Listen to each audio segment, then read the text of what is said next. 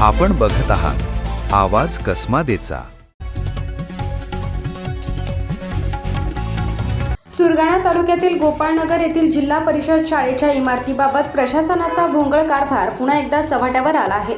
गेल्या वर्षभरापासून शाळेच्या इमारतीची दुरवस्था प्रशासनाच्या निदर्शनास आणून देऊनही त्याकडे दुर्लक्ष करण्यात आल्याने अखेर संपूर्ण इमारतच जमीनदोस्त झाली आहे। दिनांक 6 मे 2025 रोजी झालेल्या जोरदार वादळ वाऱ्यात शाळेच्या इमारतीवरील पत्रे उडून गेली होती। त्यानंतर दिनांक 16 फेब्रुवारी 2026 रोजी झालेल्या मुसळधार पावसामुळे शाळेच्या काही भिंती कोसळल्या।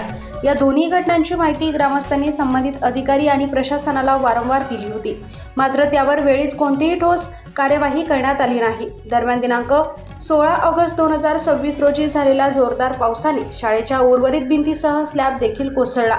सुदैवाने या घटनेत कोणतीही जीवितहानी झाली नाही, मात्र विद्यार्थ्यांच्या सुरक्षेचा गंभीर प्रश्न निर्माण झाला आहे। या घटनेनंतर करण्यात आलेल्या पंचनाम्यात मुसळधार पाऊस, पाण्याचा योग्य निचरा न होणे आणि देखभाली अभावी शाळेच्या भिंती पूर्णपणे कोसळल्याचे नमूद करण्यात आले आहे।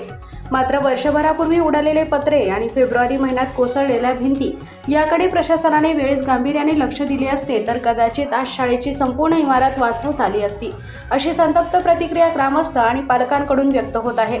सुदैवाने विद्यार्थी सुखरूप बचावले, मात्र या घटनेत एखादी मोठी जीवितहानी झाली असती तर त्याला जबाबदार कोण, असा सवाल आता पालकांकडून उपस्थित केला जात आहे।